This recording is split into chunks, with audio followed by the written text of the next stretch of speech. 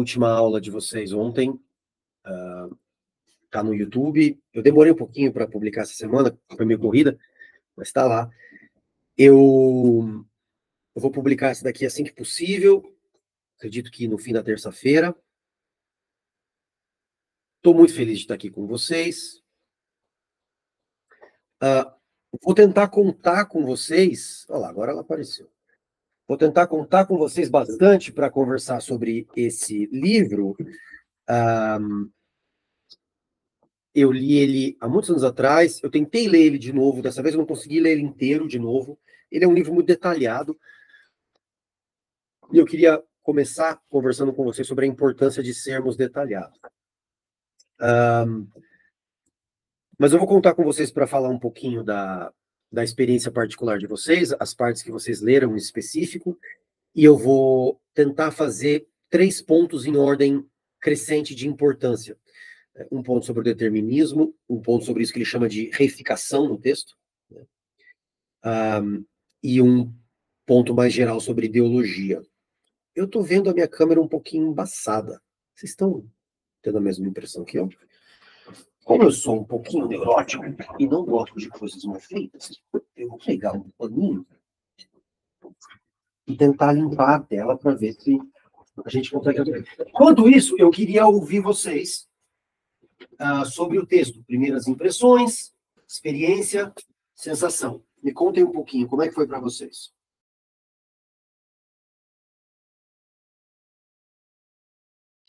Bom, eu quero ouvir do Ramiro, eu quero ouvir da Paloma, eu também quero ouvir um pouquinho mais da Nai, mas antes eu já vou fazer dois comentários aí, que eu acho que são importantes, né? O primeiro é sobre essa questão do determinismo, né? Ele fala uma coisa muito interessante no texto. Ele fala, no limite, o determinismo, nesse caso ele está falando sobre o determinismo biológico, mas existem muitos tipos de determinismo, não vamos nos esquecer, né? O determinismo é uma teoria do limite, ele fala, no final do texto. No fim das contas, o determinismo é uma teoria do limite. É uma teoria do que a gente pode e não pode ser, né? Então, as mulheres são isso, os homens são aquilo, né? Os negros são isso, os brancos são aquilo, e assim por diante. Independente de qual racismo específico do qual a gente está falando, isso está muito bem em jogo, não estou considerando isso, mas independente de qualquer que seja o tipo de preconceito, exclusão e assim por diante, a gente está falando, em termos gerais, de teorias do limite humano. E o sentido, eu acho, no qual ele está tentando que esse livro seja positivo é a medida na qual a gente não sabe dos limites humanos, né? A gente sabe de populações que vivem no gelo, a gente sabe de populações que vivem no meio da selva, a gente sabe de populações que vivem em grupos de 5 ou 6, a gente sabe de populações que vivem em grupos de milhões, a gente sabe de populações, e assim por diante. Quer dizer, a gente não sabe dos limites humanos, e provavelmente nunca vai saber, né? Então, em algum sentido, a crítica ao determinismo é alguma coisa muito positiva. Veja, gente, quando eu digo positivo e negativo do ponto de vista filosófico, eu não estou falando de, assim, simpático ou chato. Eu estou falando de uma coisa que existe, positiva, ou uma coisa que desexiste, negativa. Então, tipo, por exemplo, quando eu defino liberdade como ausência de amarras, essa é uma definição negativa. Quando eu defino a liberdade como poder de fazer X, Y, Z, isso é uma definição positiva, percebe? Então, essa teoria, ela parece uma teoria negativa, né? A crítica que ele está fazendo parece uma teoria negativa, mas é uma teoria positiva no sentido do limite, né?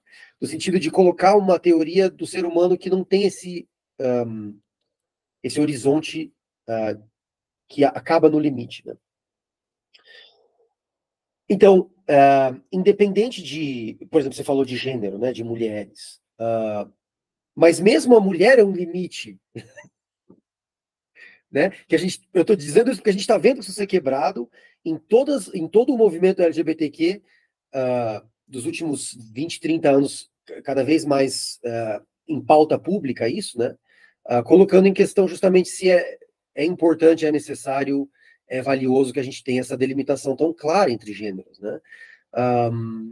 E mais, enfim, muitas naturezas humanas, né? Muitas características essenciais que podem vir a ser desafiadas no futuro, né? A segunda coisa que eu queria falar, Tainan, para responder especificamente esse seu ponto de inteligência emocional e assim por diante, é esse ponto sobre isso que ele chama de reificação no texto, ou eu vou dizer de uma outra forma, essa ideia de realismo teórico. Quer dizer, essa ideia de que a gente consegue produzir um conceito, produzir a existência concreta de um conceito, né? Então, quando eu falo, por exemplo, a gente falou especificamente aqui, né, de inteligência. Quando eu falo de inteligência, veja, eu tenho que me perguntar como psicólogo, praticante, eu tenho que me perguntar assim, o que vem antes? Um fenômeno ou um nome? O que vem antes? Um fenômeno ou um nome? Pense, ó, ainda bem que o Will não tá, porque ele ia ficar irritado agora, mas pense na conversa que a gente teve semana passada sobre a existência do sujeito, né? Sendo atravessada pelo abstrato. Pense assim, a gente está numa festa e vocês não me conhecem ainda, e a Mariana chega para vocês e fala, eu queria apresentar para vocês o Vitor. Eu falo, prazer, eu sou o Vitor. Quando eu falo a frase eu sou o Vitor, o que vem antes? O eu ou o nome? Porque perceba, eu tinha um nome antes de nascer. Percebe? Nesse sentido, eu sou muito materialista e para mim essa questão é muito clara. O meu nome me precede de longas datas. Né? O meu gênero me precede de longas datas. As expectativas sobre mim já vão sendo produzidas enquanto eu ainda estou na barriga da minha mãe. Né? Quer dizer, o meu nome, Vitor, é alguma coisa que eu preciso ocupar. Entendeu? Primeiro tem o meu nome. E as pessoas falam, olha o Vitor, ai o Vitor, que bonitinho, que bochechudo, não sei o que tal.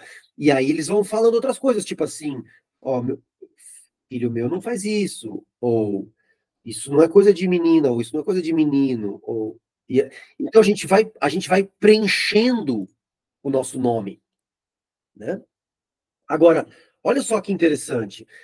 Será que a gente vai preenchendo o nosso nome? Quer dizer, a gente vai preenchendo o nosso nome. Será que isso é possível de ser dito também sobre a inteligência? Será que inteligência também é um fenômeno que vai preenchendo o seu próprio nome? Em que medida um conceito é passível de ser inventado e não descoberto?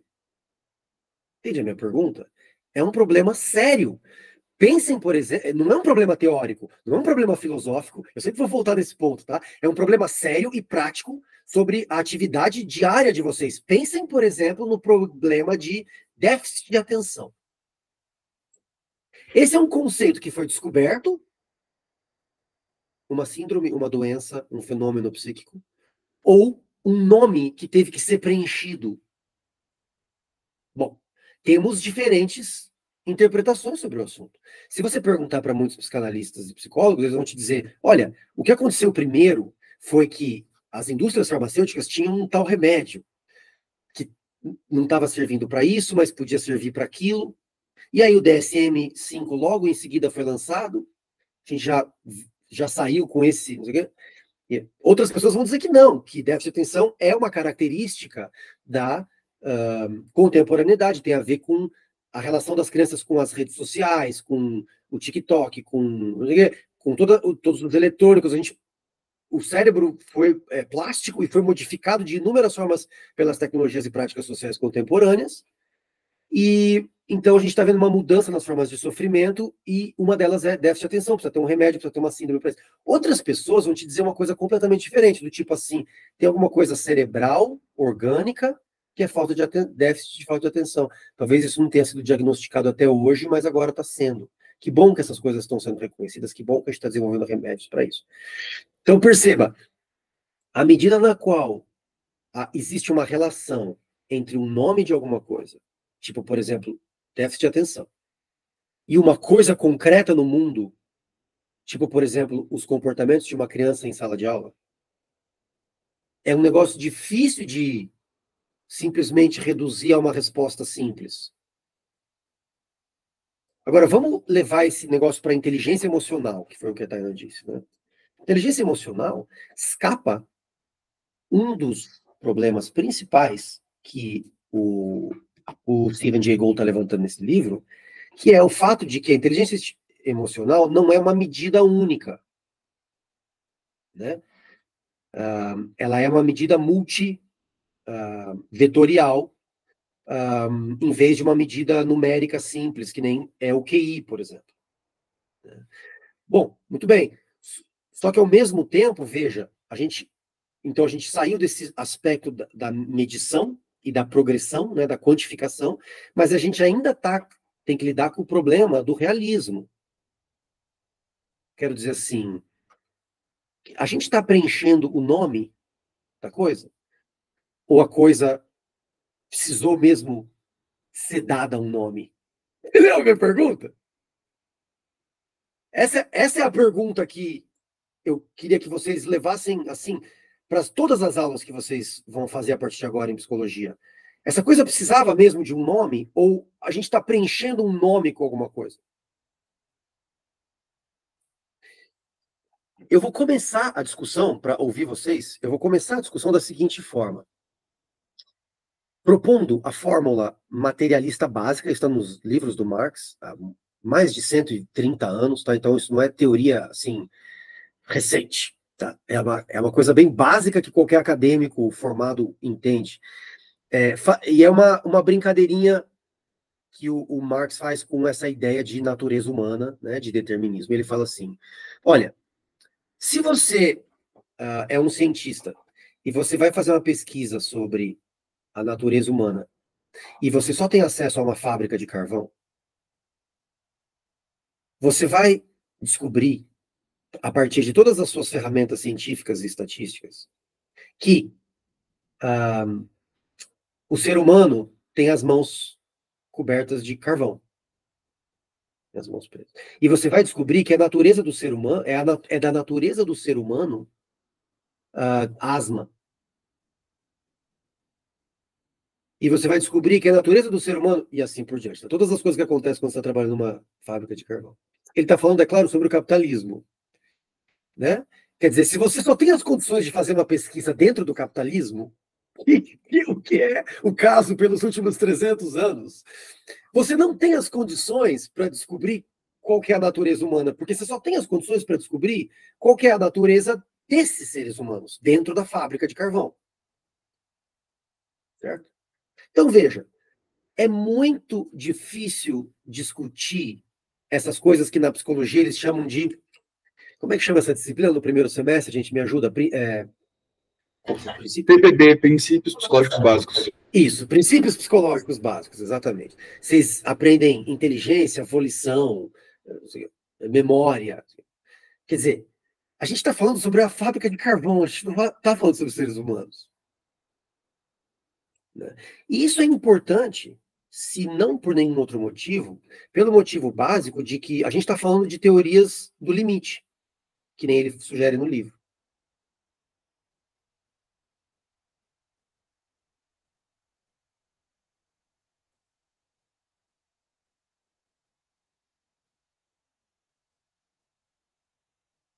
Quando eu ouço ideias como, por exemplo, a ideia de inteligência emocional, Tainan, eu penso no poder da metáfora. Eu penso nesses conceitos como conceitos metafóricos, no sentido de que é muito difícil concretizar essas coisas aí, entendeu? É muito difícil falar de inteligência, qualquer tipo de inteligência, que nem um médico fala do fígado. E eu entendo que muitos dos conceitos que a psicologia, dos quais a psicologia se ocupa, são metafóricos. Até porque, a gente já viu, né? A existência começa na linguagem. Talvez seja da ordem mesmo da psicologia produzir conceitos metafóricos. Talvez seja mesmo. Agora, e eu não me preocupo muito com isso. Agora, o que eu me preocupo é com a ideia de evolução. É com isso que eu me preocupo. Com a ideia de mais inteligente ou menos inteligente, tem essa inteligência, não tem essa inteligência, e assim por diante. Por quê? Porque nesse sentido, vocês vão rir da minha cara, mas nesse sentido eu sou muito comportamentalista. Né? Em que sentido? No sentido de que eu entendo materialmente a existência dos sujeitos. Quero dizer assim, para mim, mesmo o comportamento mais absurdo é algum tipo de resposta.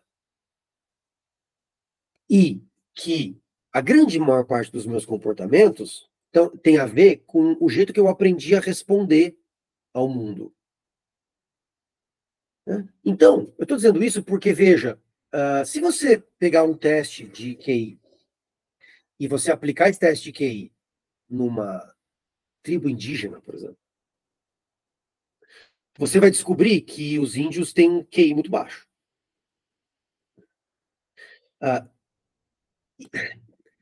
Isso é porque o cara que fez o teste QI, né? O cara que fez o teste QI não é índio. Ele é branco e ele passou pelo sistema escolar e o único jeito que ele consegue avaliar alguém é pelo que ele aprendeu a fazer, que é falar conceitualmente sobre ideias abstratas, relativamente abstratas, que interessam às sociedades ocidentais, tipo a gramática, por exemplo. Né? A história dos testes de QI tem a ver com raciocínio lógico e raciocínio gramatical, que são dois aspectos da colonização. A gente já falou sobre gramatização. Eu já falei para vocês sobre como o latim virou o modelo de colonização das línguas vernáculas, né? Das línguas românicas, assim por diante. Então, o raciocínio gramatical e o raciocínio lógico são duas das formas de colonização dos povos. Então, não é surpresa que alguém que parta do modelo educacional europeu produza um teste com esses princípios básicos, como princípios básicos da inteligência humana. Claro, é a inteligência dele. E é claro que alguém que está no lugar do colonizado, que está no lugar da civilização periférica, da civilização excluída, simplesmente não consegue corroborar esse conceito, porque ele parte de outros tipos de funcionamento. Agora, joga esse cara na floresta para ver o que acontece com os caras. Aí a gente vai conseguir medir outros tipos de inteligência. Então, na minha medida, a ideia de inteligência ela é uma forma de reorganizar colonialmente a ideia de adaptação. Cada sujeito é adaptado ao seu meio ambiente, correto? Mais ou menos adaptado ao seu meio ambiente. E aí, as adaptações que têm a ver com a ideologia dominante, essas a gente chama de inteligência.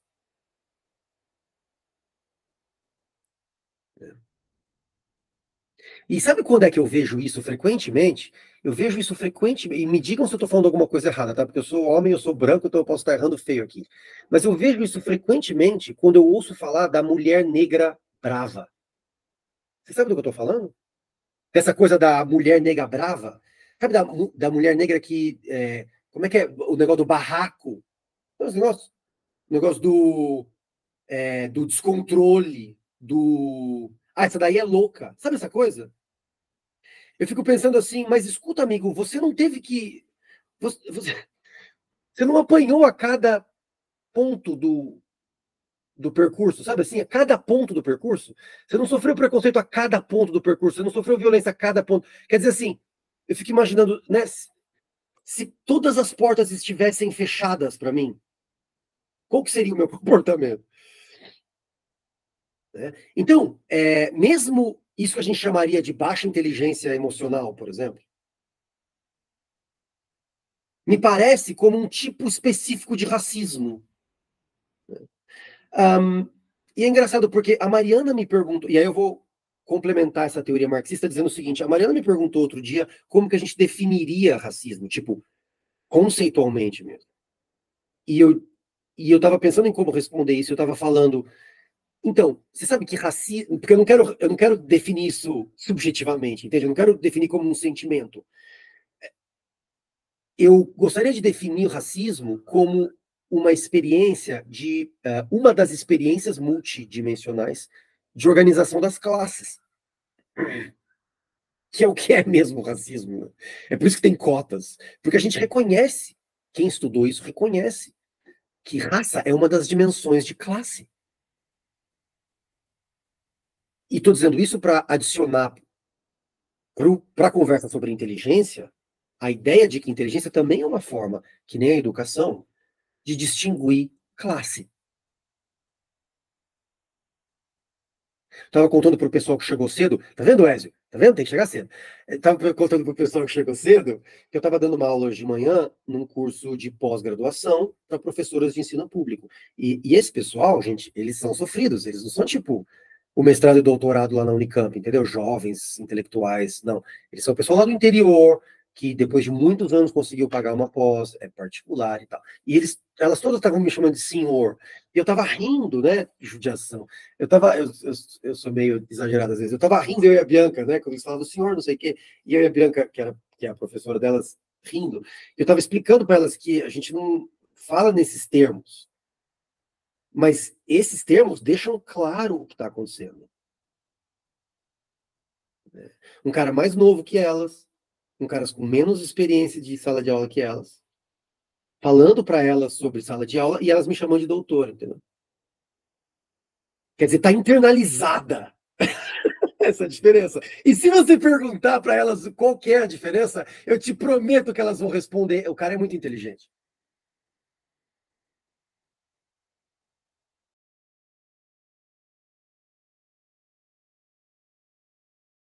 Muito bom.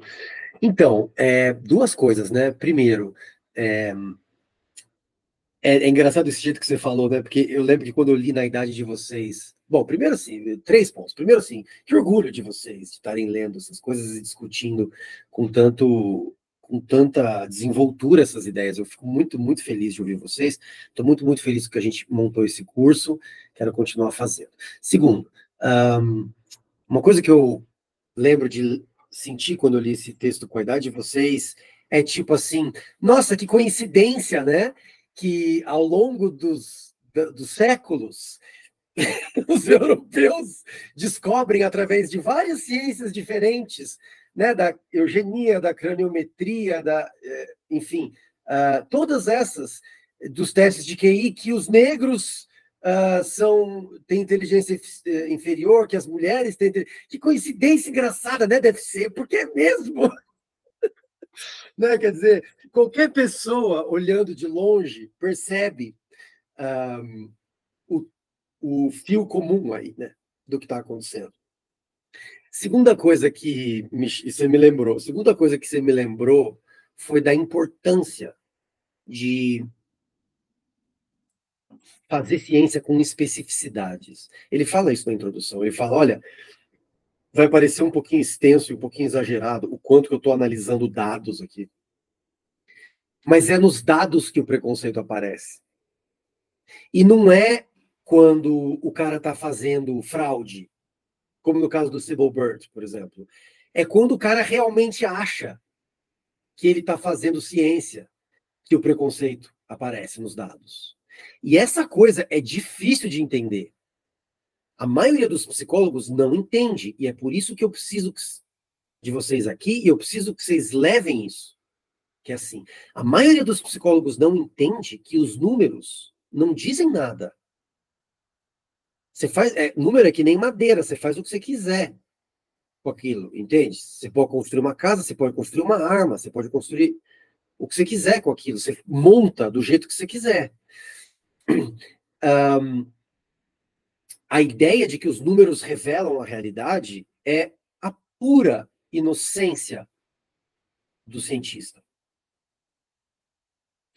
E a coisa que eu demorei assim, até o mestrado, para entender mesmo com todo o meu coração mesmo, e que quanto mais cedo vocês entenderem, mais fácil vai ser o trabalho clínico de vocês, é o seguinte, e aí de novo eu defenderia os humanistas, tá? De novo eu defenderia os rogerianos aí, que eu diria o seguinte, é justamente quando a ciência parece mais neutra, parece mais objetiva, que a ideologia funciona. É justamente ali que a ideologia funciona. É quando a gente acha que a gente está livre da nossa condição social, da nossa condição ideológica. É nessa hora que a ideologia está funcionando perfeitamente bem, que a ideologia dominante está excluindo perfeitamente bem, que a organização das classes está funcionando perfeitamente bem, natural, determinada, e o mundo está pacífico.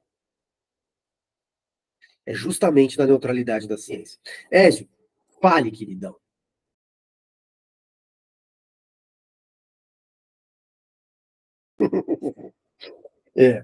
Isso. Então, ele fala uma coisa muito interessante que tá aqui na página 12 para mim, eu não sei que página que tá para vocês, mas ele fala uma coisa muito interessante que gostei de bancar o detetive na maioria dos estudos de casos que integram esse livro, descobrindo trechos que foram expurgados sem justificação de cartas publicadas, refazendo cálculos para localizar os erros que permitiram a obtenção de conclusões esperadas, descobrindo como os dados adequados podem ser distorcidos pelos preconceitos e fornecer resultados predeterminados, e até mesmo aplicando o teste de inteligência do Exército nos meus próprios estudantes, com resultados bastante interessantes. Quer dizer, eu podia ter feito isso, né? Eu podia ter comprado uns testes de inteligência, a gente podia ter feito aqui para ver no que ia dar, né?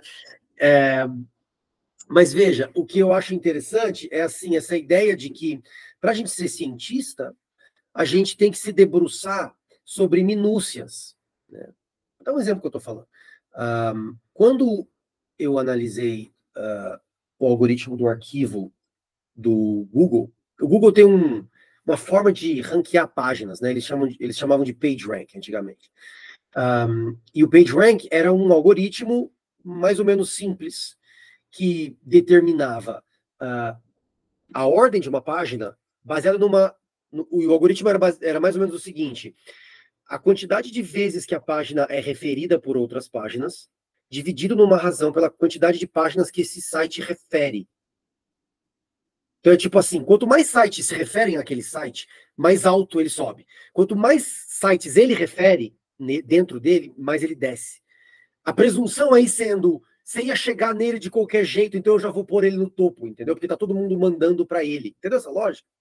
Só que ele faz uma amortização dentro do cálculo matemático de 0,85, alguma coisa assim. Olha só que interessante.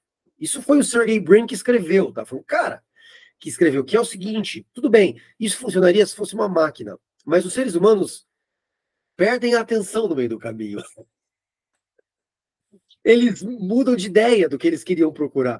Então, ele amortizou esse resultado na interpretação dele de que as pessoas não sabem direito o que elas querem. Olha que interessante.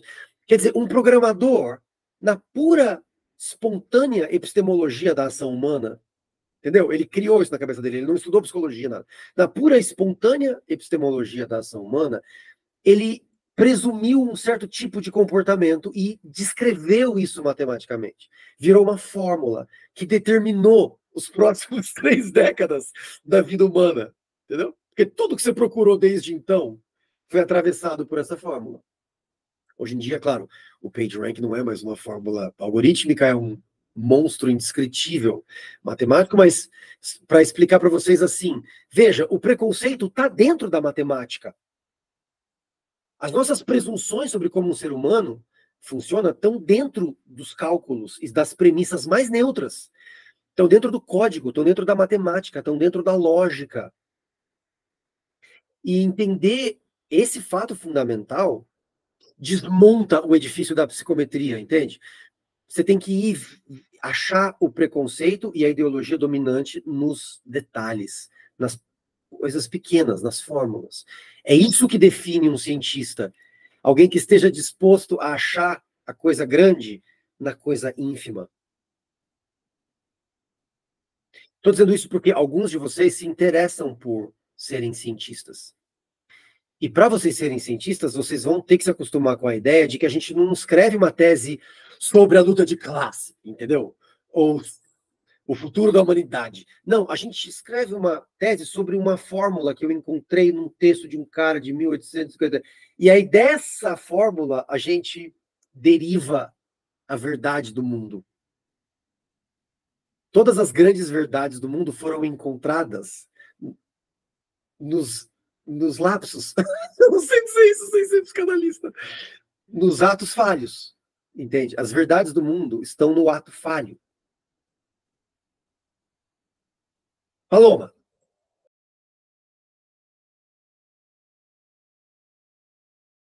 Eu concordo com o Ezio, eu acho que assim, você consegue medir, por exemplo, num teste de lógica, matemática e vocabulário, gramática, sintaxe, você consegue medir quão bem um cara responde a perguntas de lógica, matemática, gramática e sintaxe. Você consegue fazer isso. Pô, esse cara respondeu super bem, esse cara não respondeu bem. Agora, o que isso diz sobre alguém é um ato inteiramente político e discursivo.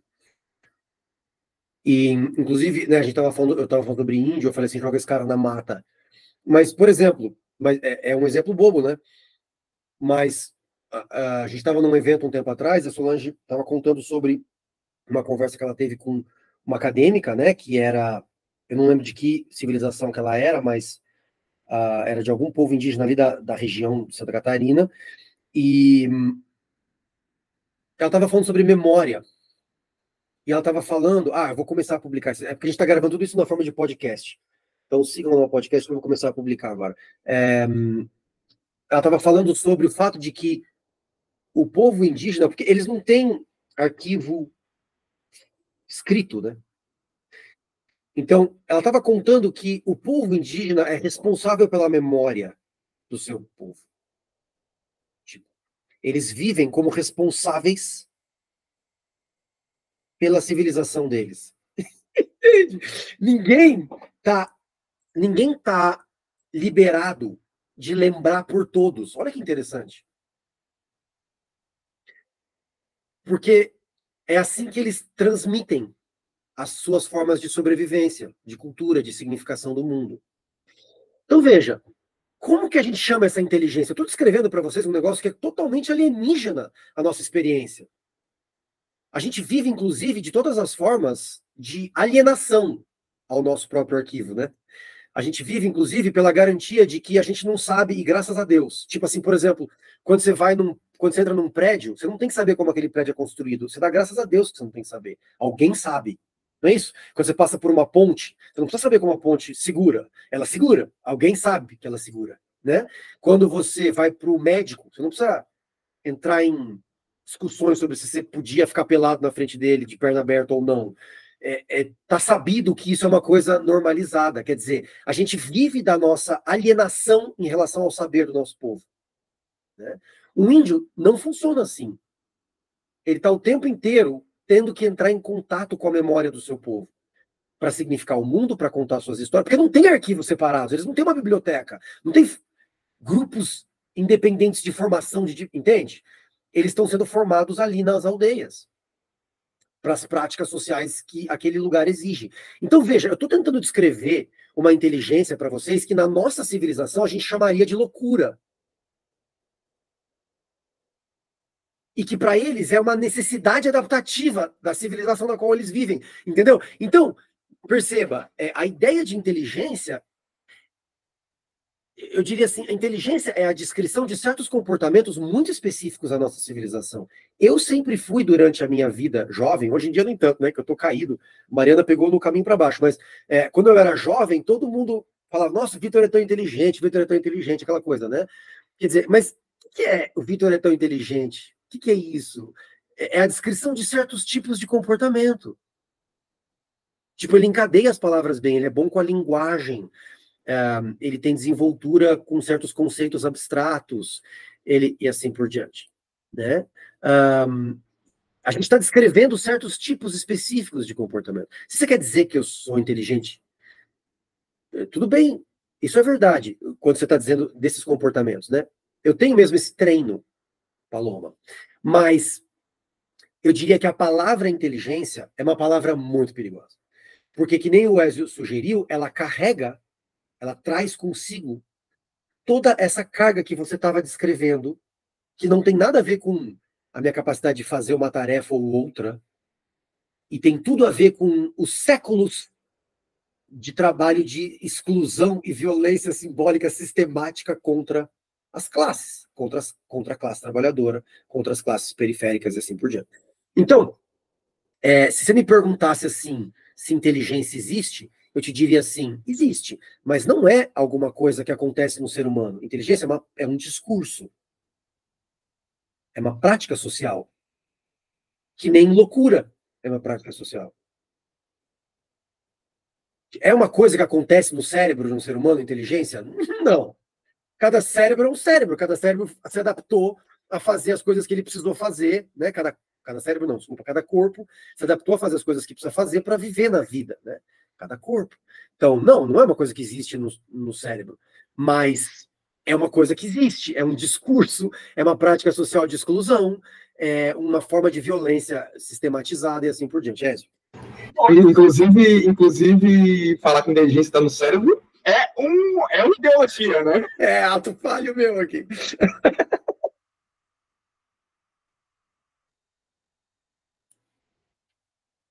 Muito bem. Então vamos lá.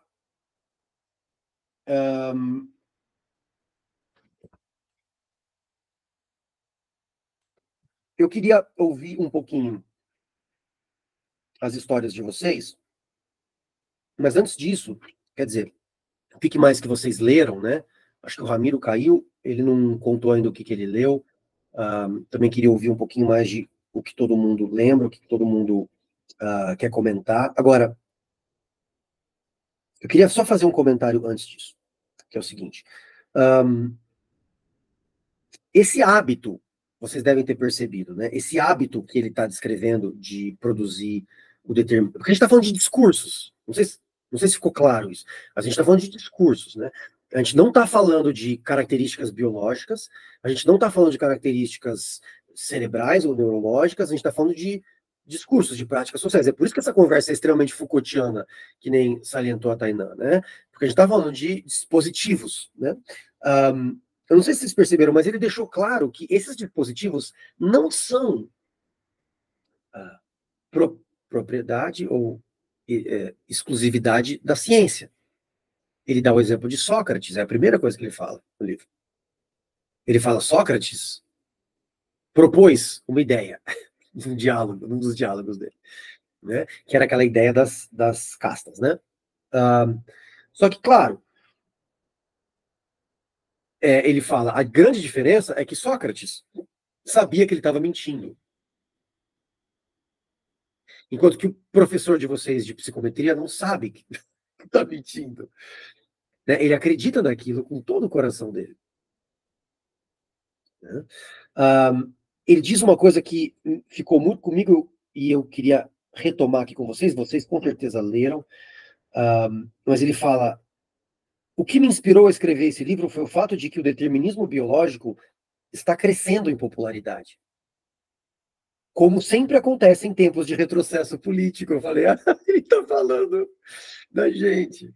Ele escreveu esse livro faz, 30 anos, mas, de novo, né? Em tempos de retrocesso político, a gente assiste isso acontecer de novo. Ele fala, com a habitual profundidade, começam a circular de festa em festa os comentários sobre a agressividade inata, sobre as funções específicas de cada sexo, sobre o macaco nu. Né? O ser humano mesmo. Né? Se não tivesse a lei.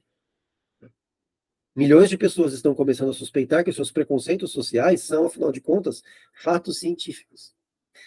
Entretanto, esse ressurgimento do interesse pelo tema não deriva da existência de novos dados, mas da sobrevivência de preconceitos latentes. Passamos por esse mundo apenas uma vez, ele fala. Poucas tragédias podem ser maiores que a atrofia da vida. Poucas injustiças podem ser mais profundas do que ser privado da oportunidade de competir, ou mesmo de ter esperança, por causa da imposição de um limite externo, mas que tenta fazer passar por interno.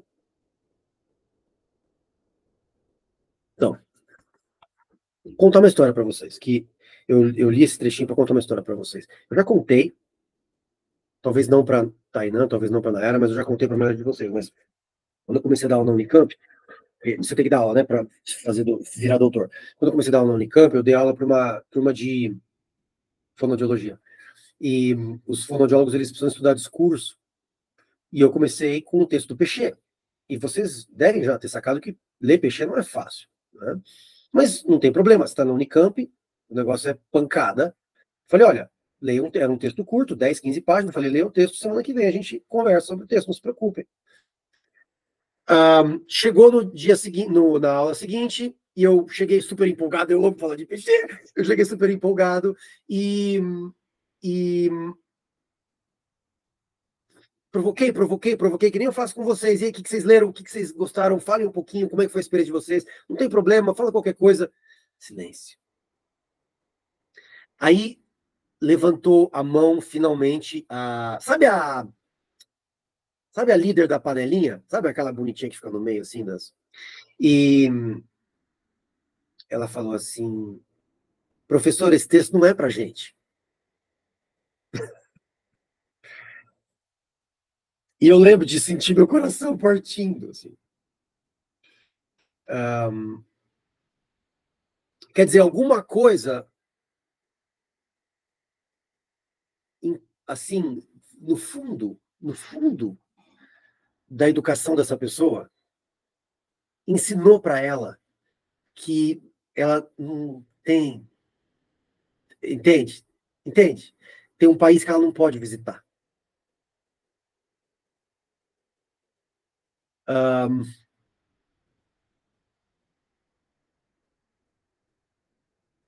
Eu sou professor de espírito, assim, né? Às vezes eu estou sendo consultor, às vezes eu estou sendo psicólogo, mas eu sou professor de espírito, assim, né? E quebra o meu coração quando alguém decide que não é para ele aquilo, sabe? Quebra o meu coração. Ah, e é essa frase que me incomoda, por causa da imposição de um limite externo, mas que tenta se fazer passar por interno. Essa é a ideia que me incomoda. É por isso que a noção de inteligência me incomoda tanto. Porque ela cristaliza internamente esse limite que é externo.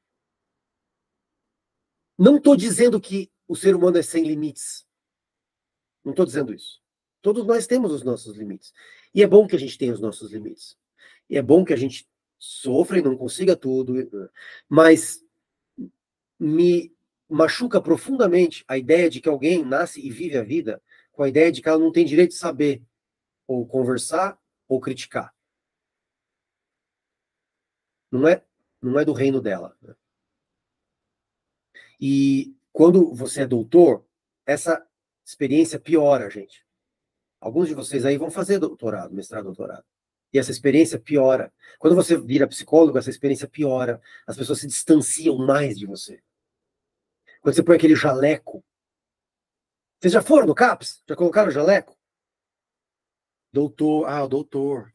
Ah, doutor. Pode não sei o quê, doutor. Ah, doutor. Tudo bem, como tara sexual, não tem problema nenhum você chamar de doutor, se você quiser. Mas em qualquer outro aspecto da vida, o que você está fazendo é reencenando a luta de classe, só que do lado do dominador, entendeu? Você está falando assim, eu sei, você não.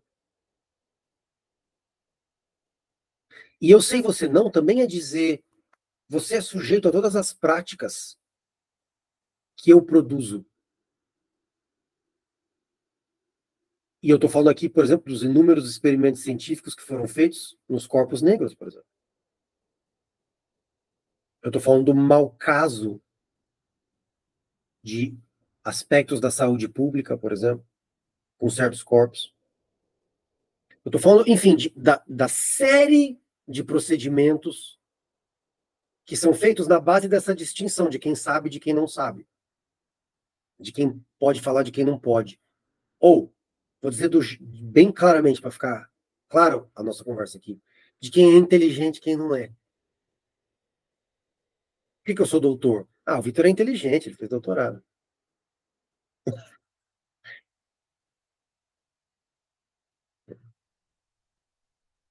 Então, e aí eu queria que o Will estivesse aqui para falar isso. Então, por exemplo, né, quando o Will começou a conversar comigo, ele tinha, assim, super essa coisa de professor, assim, até porque ele tem um pouco mais de idade que vocês, né, ele é mais perto da minha idade, e a gente teve essa relação mais distanciada dos professores, né, que vocês têm hoje. E aí, um tempo atrás, ele me falou assim, ai, Vitor, eu ainda tenho dificuldade de não tratar você que nem professor. Sabe assim? Mesmo depois de trabalhar junto, de conversar, de passar tempo junto, ele ainda tem essa coisa, assim, do professor Vitor. Quer dizer, percebe? Eu passo a vida tentando desmontar esse negócio com vocês. E tratar vocês como pessoas que estão no mesmo caminho do que eu, às vezes, assim, começaram depois, né? Eu vou terminar antes também, né? E assim por diante, porque é duro pensar que a divisão de classe acontece nesse nosso espaço aqui, que devia ser emancipador. O que vocês dizem sobre isso?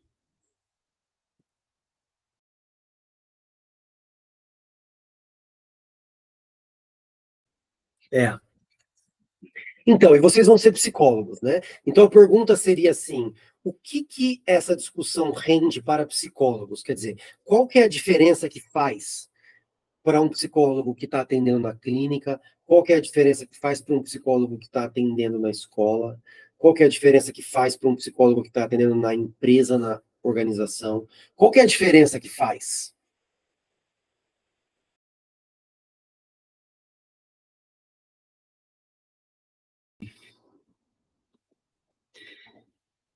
Humilhar é uma palavra engraçada, porque em português ela tem uma conotação negativa, né? Tipo de diminuir a pessoa. Mas nem toda língua, né? Em francês não, em inglês também não. Em inglês a gente pode dizer assim, you humble me, que é assim, você me humilha, mas não no sentido de você me diminui, mas no sentido assim de você me ensina alguma coisa, ou ah, você me faz sentir aberto, sabe? Nesse sentido de humildade, você me torna humilde, não você me humilha, né? Ah, e humildade é um negócio difícil. Humildade é especialmente difícil para homens brancos de classe média, por questões estruturais mesmo, né? Filhos únicos de doutoras. Mas humildade é difícil para todos nós que estamos costurados com as instituições do conhecimento. Você sabe por que é isso? Porque o conhecimento ele já produz um preconceito sobre o mundo. Por isso que o Rogers é tão chato com essas coisas, né? Porque ser um psicólogo já é ouvir de um certo jeito, né? Já é ouvir certas coisas e não outras. Já é ouvir de certas formas e não de outras, assim por diante. Então, quer dizer, ter mais conhecimento não é ver mais, é ver menos, na verdade.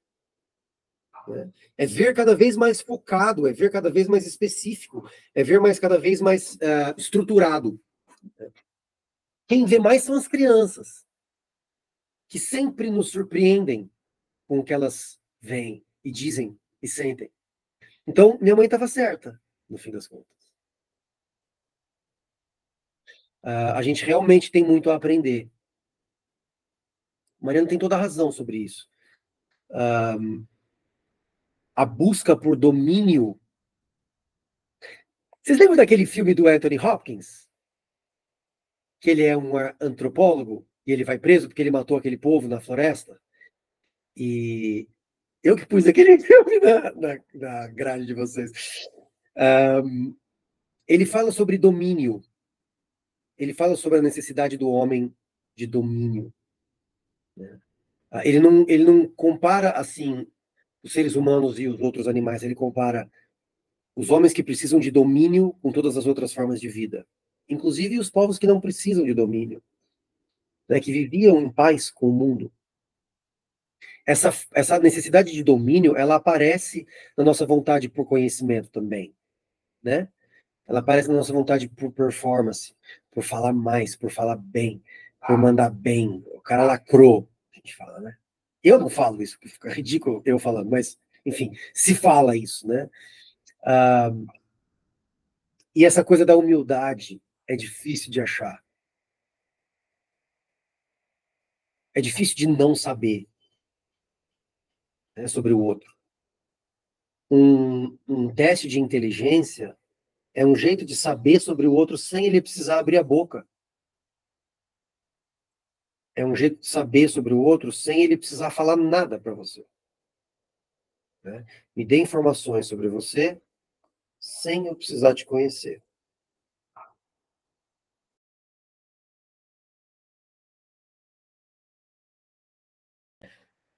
A Tainan estava falando hoje no começo de conseguir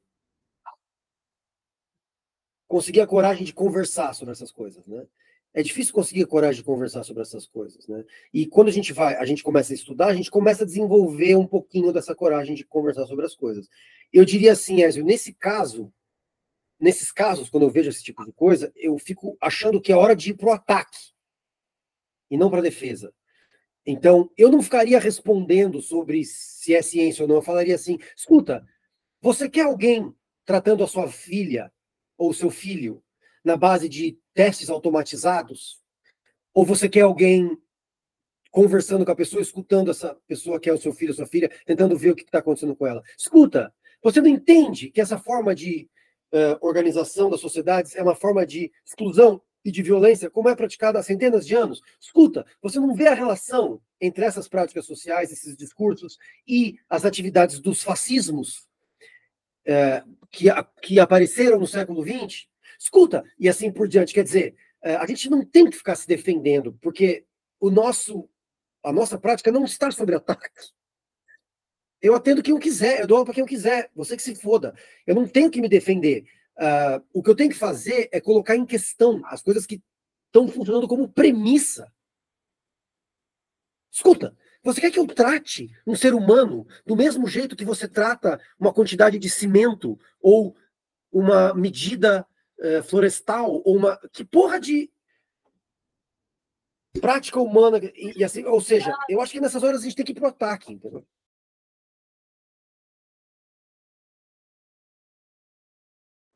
Exatamente. E aí a gente não é louco em estar justamente com o papel, ser justamente encarregado de tentar dar conta disso, das consequências disso na vida humana. Isso não é loucura. As pessoas sofrem. Né? A resposta para esse cara é assim: escuta, se você acha que eu sou louco porque eu estou aqui na posição de reconhecer que as pessoas sofrem, é você que é louco, amigo. As pessoas sofrem. E eu te prometo que remédio e teste psicológico não vai resolver. Eu te prometo. Que a gente está fazendo isso faz 100 anos, a gente sabe. A gente já tentou de todo jeito. Não tem outro jeito que não a escuta. Não tem outro jeito que não lidar com o problema existencial de estar vivo. Entendeu? Se isso daí não cabe na sua ciência, eu sinto muito.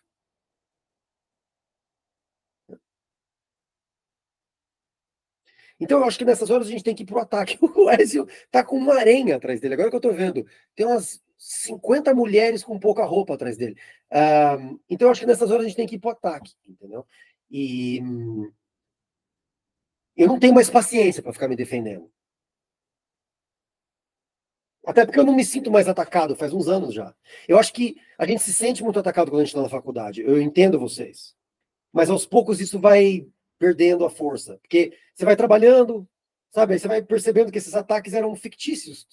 Você ainda trabalha, é normal. Então você não se sente mais atacado, entende? Aí você começa a pensar que, poxa, não é o caso de eu me defender, eu não tenho que me defender, eu estou fazendo meu trabalho, que nem um bombeiro, que nem um policial, que nem um médico, que nem um. Entende? Seria que nem se você tirar sarro de um bombeiro, assim, ele fala: escuta, mas a próxima vez que a sua casa estiver pegando fogo, você vai fazer o quê? Entendeu? É um ataque, não é uma defesa, né? Então é mais ou menos por aí, eu acho. Quem mais, gente, tem um comentário sobre inteligência?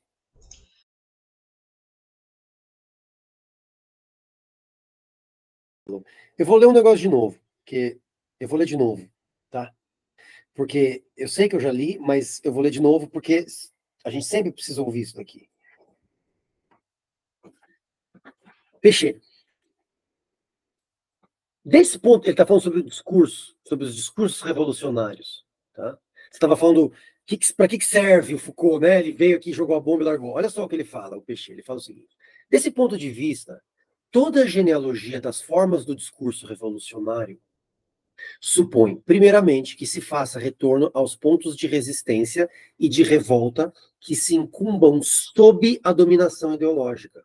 Ele está falando o seguinte: a gênese do discurso revolucionário está no interior da dominação ideológica. Ele não acontece somente na periferia, ele não acontece principalmente na periferia, ele acontece no interior da dominação ideológica. É ali, dentro da dominação ideológica, a genealogia de todo o discurso revolucionário. E aí ele continua dando o exemplo, ele fala, ele dá o manual aqui, ele fala, as resistências, dois pontos, não entender ou entender errado. Sabe quando o chefe dá uma ordem, você não faz, você fala, desculpa, não entendi que era fazer assim. Não entender ou entender errado, não escutar as ordens, não repetir as litanias ou repeti-las de modo errôneo. Sabe quando o pessoal está rezando na missa e você está tipo, somnes, roupas lavadas no escuro, assim, falar a sua língua como uma língua estrangeira que se domina mal, falar quando se exige silêncio, mudar ou desviar ou alterar o sentido das palavras e das frases, tomar os enunciados que eram metafóricos ao pé da letra, deslocar as regras na sintaxe e desestruturar o léxico jogando com as palavras. Que lindo. Ele está dando a receita da revolução. E o Foucault é muito específico sobre isso também, no texto que ele chama de A Microfísica do Poder. Quer dizer, a gente não pode entender que esses caras, eles são pensadores negativos, do mesmo jeito que a gente não pode entender que o Stephen Jay Gould é um pensador negativo. Eu diria da seguinte forma: a gente está abdicando da nossa parte da responsabilidade. Se a gente disser que eles não adicionaram nada, eles só retiraram. Entende? Porque eles adicionaram muita coisa se você simplesmente estiver disposto a pegar a sua parte da responsabilidade desse processo, que é entender que esses dispositivos de poder, Tainan, eles se desenvolvem na capilaridade das relações humanas. Então, veja, eu montei esse curso para a gente desenvolver como psicólogo, para desenvolver psicólogos, que me interessa muito. Aqui nessa turma tem 1, 2, 3, 4, 5, 6, 7, 8 psicólogos. Então, já tem 8 aqui. Tá? E não são aqueles 40 da faculdade que dos 40, 8 estão prestando atenção e os outros 32 estão dormindo ou putos com você ou sei lá o quê. São 8 que pagaram e pararam no sábado para fazer isso aqui. Entendeu? Quer dizer, eu tenho certeza de que são 8 que vão sair daqui segurando essa ideia com carinho, assim, vão guardar no bolso e vão levar para frente. E talvez no futuro, inclusive, passem para outras pessoas. Não necessariamente na forma de uma aula de 2 horas sobre inteligência, mas no jeito de tratar. Na próxima vez que alguém falar para vocês assim, eu não sou inteligente, e você desmerecer totalmente esse enunciado, entender que a pessoa está funcionando sob a força da dominação ideológica e que ela tem alguma coisa para contribuir, que nem minha mãe prometeu para gente. Então, esses minúsculos comportamentos do dia a dia, eles são a física do poder sobre a qual o Foucault está falando. Então, não é verdade que não nos resta recurso. É verdade que a estrutura de uma sociedade anda mais ou menos fora do nosso controle. Mas não é verdade que a gente não tem nada a fazer sobre isso. Porque a gente responde. E Essa resposta é a genealogia, diz o Peixe, de todo o discurso revolucionário. Ele diz, todo discurso revolucionário começa nessa microfísica. Começa nos jeitos que a gente se trata. Poxa, eu já ganhei 8. Minha vida já está ganha. Já tem 8 psicólogos aí, indo para as escolas, indo para a clínica, indo para as organizações, sem vontade de poder, sem vontade de dominação sobre o outro, sem vontade de ser respeitado pelas suas ideias, humildes, dispostos a saber alguma coisa, a aprender alguma coisa, a descobrir alguma coisa sobre o outro. E, porra, se isso não é poder, então eu não sei o que é. Cada um de nós tem... Como é que ele falava, o Guimarães Rosa? Cada um de nós... Ele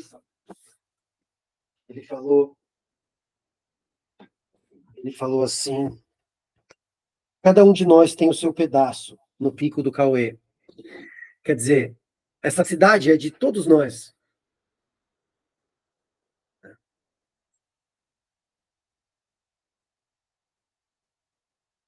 Então eu não acho não que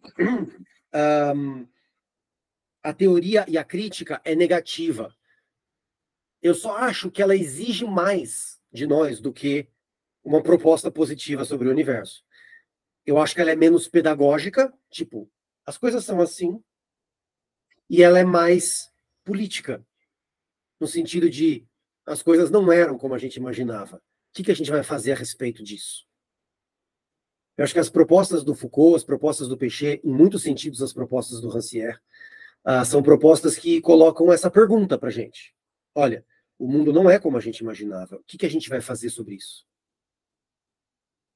E esse convite, sem querer ser muito meta, né, mas esse convite está justamente na essência do que a gente está discutindo. Né? Quer dizer, que pensadores que esses caras seriam se eles falassem, olha, a gente não tem que ter vontade de poder sobre os outros, e aí falasse exatamente como a gente deveria se portar. Seria um pouco irônico, né? Seria um pouco contraditório. Ao invés disso, eles deixam um convite. Agora, uma outra coisa que você falou sobre justamente o mestre ignorante, né? E essa ideia de como as pessoas pegam as coisas na hora, né? É muito doída, e eu acho que eu gostaria que, assim, ecoasse na cabeça de cada professor, na cabeça de cada ser humano, na verdade. É assim, poxa, as crianças pegam tudo tão rápido, elas estão dispostas a aprender tudo, inclusive a violência, inclusive o preconceito, inclusive a raiva, o ódio, né? O que será que aconteceria se a gente não ensinasse as pessoas a parar de aprender ao longo da vida?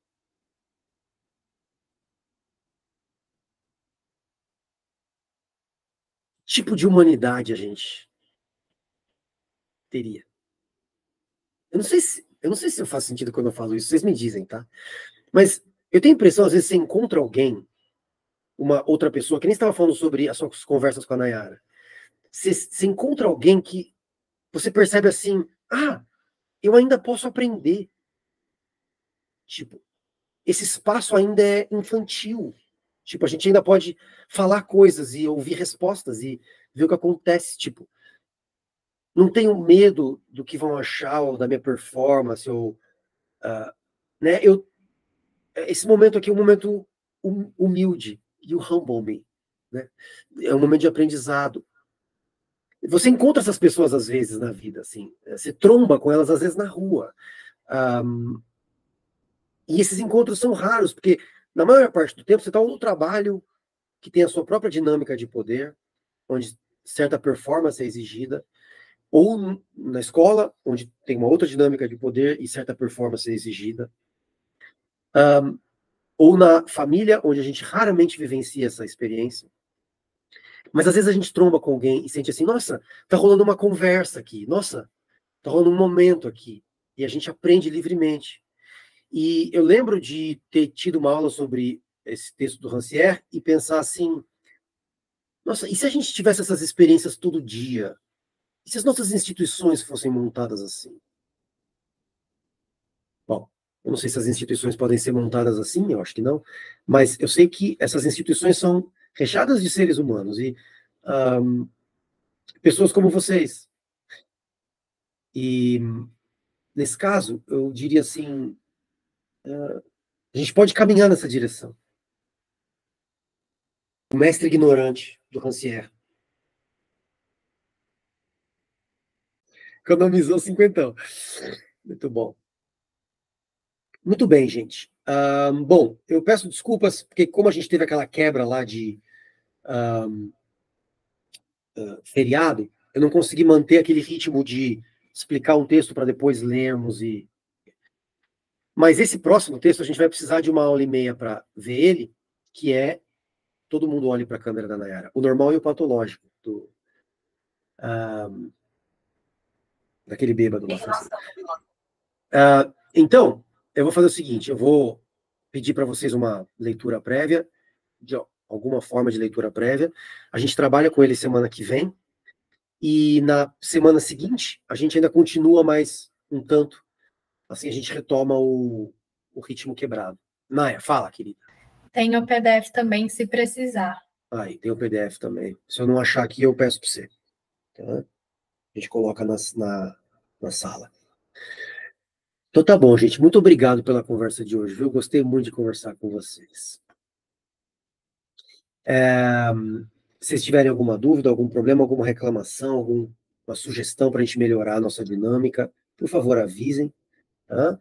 A gente vai terminar 10 minutinhos mais cedo, hoje que a gente não fez a nossa paradinha obrigatória. Estava muito empolgante, acho, a conversa. Semana que vem, a gente lê o normal e o patológico, pelo menos alguns pedaços dele. Eu mando até segunda-feira, no máximo. Vai ser apertado, mas eu vou mandar uma certa organização dessa leitura para a gente não ficar batendo a cabeça na parede. Tá? E a gente começa a trabalhar nele, a gente trabalha nele 1 ou 2 semanas, dependendo do que a gente achar que cabe. Tá bom? Algum último comentário, alguma coisa que faltou falar? Não? Bom,